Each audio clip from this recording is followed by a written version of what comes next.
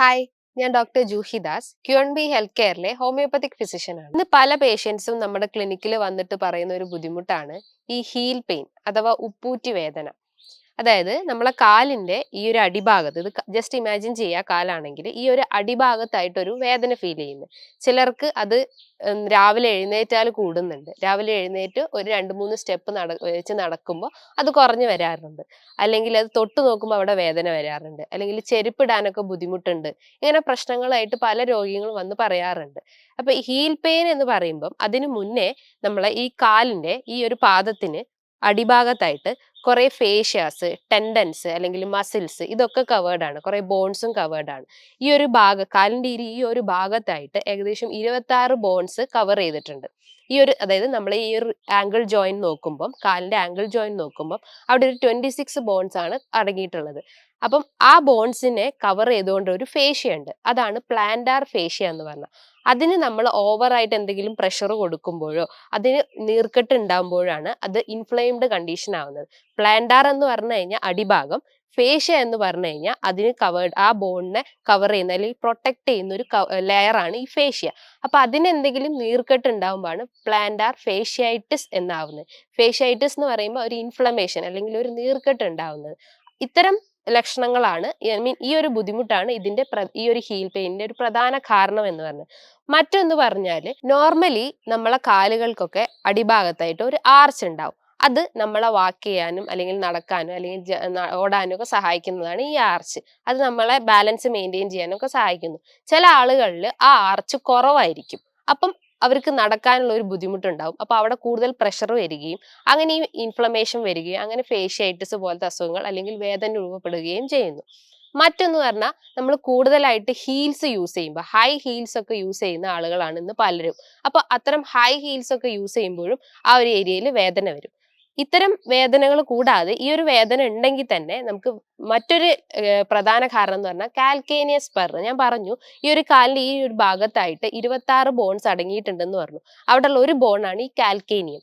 ഈ കാൽക്കേനിയത്തിന് എന്തെങ്കിലും ഒരു നീർക്കെട്ടോ അല്ലെങ്കിൽ ഒരു എക്സ്ട്രാ ഗ്രോത്ത് ഉണ്ടാവുകയാണെങ്കിൽ അത് കാൽക്കേനിയസ് സ്പർ ആയിട്ട് മാറുന്നു. അതായത് ഒരു എക്സ്ട്രാ ഗ്രോത്ത് ആ ബോണിൽ വരുമ്പോഴാണ് അവിടെ കൂടുതലായിട്ട് വേദന ഉണ്ടാവുക. ചിലർക്ക് അവിടെ തൊട്ട് നോക്കുമ്പോൾ വേദന ഉണ്ടാവാറുണ്ട്. മറ്റൊന്ന്, ഇന്ന് ആളുകള് കുറെ നിന്ന് ജോലി ചെയ്യുന്ന ആളുകളുണ്ട്. അതായത് പോലീസ്മാന് അല്ലെങ്കിൽ ബസ്സിലെ കണ്ടക്ടർ, സെയിൽസിലൊക്കെ വർക്ക് ചെയ്യുന്ന കുറെ സ്ത്രീകൾ, ഇത്തരം ആളുകൾ നമ്മൾ കുറെ പ്രൊലോങ്ഡ് ആയിട്ട് കുറെ നേരം നിന്ന് കഴിഞ്ഞാലും ആ ഒരു ഏരിയയിൽ പ്രഷർ വരികയും അങ്ങനെ ഒരു നീർക്കെട്ടോ അല്ലെങ്കിൽ ഇൻഫ്ലമേഷൻ അവിടെ ഉണ്ടാവുകയും ചെയ്യുന്നു.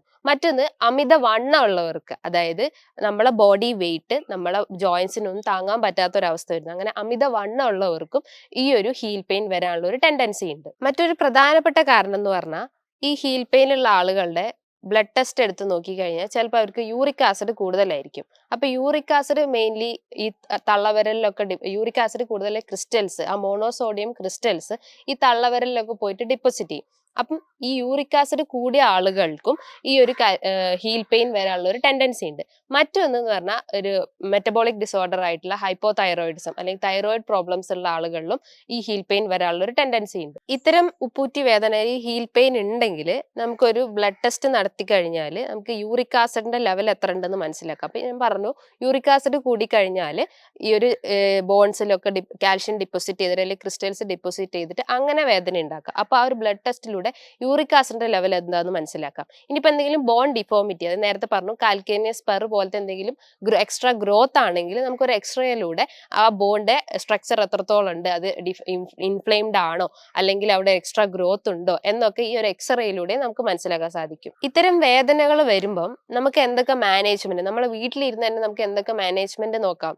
അത് പ്രധാനമായിട്ടും നമ്മൾ ഐസ് ക്യൂബ്സ് വെക്കുക. ആ ഒരു ഏരിയയിൽ നമുക്ക് തൊട്ട് നോക്കുമ്പോൾ നമുക്ക് വേദന ഉണ്ടെങ്കിൽ അവിടെ ഐസ് ക്യൂബ്സ് അപ്ലൈ ചെയ്യുക. മറ്റൊന്ന് പറഞ്ഞാൽ, ഒരു ബേസിന്റെ അകത്ത് ചൂടുവെള്ളവും മറ്റൊരു ബേസിന്റെ അകത്ത് ഒരു തണുത്ത വെള്ളം എടുക്കുക. എന്നിട്ട് ഒരു 10 മിനിറ്റ് നമുക്ക് വേദനയുള്ള ആ ഒരു ഏരിയയിൽ കാല് ഇറക്കി വെക്കുക. ഒരു ചൂടുവെള്ളത്തിൽ ഒരു 10 മിനിറ്റ് ഇറക്കി വെക്കുക. അത് കഴിഞ്ഞിട്ട് ഒരു 10 മിനിറ്റ് തണുത്ത വെള്ളത്തിലും കാലിറക്കി വെക്കുക. ഇത്തരം ഇതൊക്കെ രീതികളൊക്കെ ഫോളോ ചെയ്ത് കഴിഞ്ഞാൽ ഈ ഒരു വേദന നമുക്ക് ഒരു താൽക്കാലിക ഒരു ശമനം ഉണ്ടാവും. മറ്റൊന്ന് പറഞ്ഞാൽ നമ്മളെ കാലിന്റെ പുറത്തായിട്ട് ഒരു ടവൽ വെച്ചിട്ട് അല്ലെങ്കിൽ ഒരു തോർത്ത് വെച്ചിട്ട് ജസ്റ്റ് ഇങ്ങനെ ഒന്ന് വലിച്ചു നോക്കുക. അപ്പൊ ആ ഒരു ഏരിയയില് ആ ഒരു ഫേഷ്യന്റെ ഏരിയയിലൊക്കെ ആ ഒരു പ്രഷർ ഉണ്ടെങ്കിൽ അത് അങ്ങ് റിലീസ് ആയി പോവുകയും അങ്ങനെ ഒരു പരിധി വരെ വേദന കുറച്ചു കൊണ്ടുവരാൻ പറ്റും. മറ്റൊരു പ്രധാനപ്പെട്ട ഒരു കാരണം, അതായത് ഈ ഹീൽ പെയിന്റെ ഒരു പ്രധാനപ്പെട്ട കാരണം ഞാൻ നേരത്തെ പറഞ്ഞു, അമിതവണ്ണമാണ്. അപ്പൊ കഴിവതും നമുക്ക് വെയിറ്റ് ഉള്ള ആളുകൾ ഒരു 8 to 10% നമ്മൾ വെയിറ്റ് കുറച്ചു കൊണ്ടുവരിക.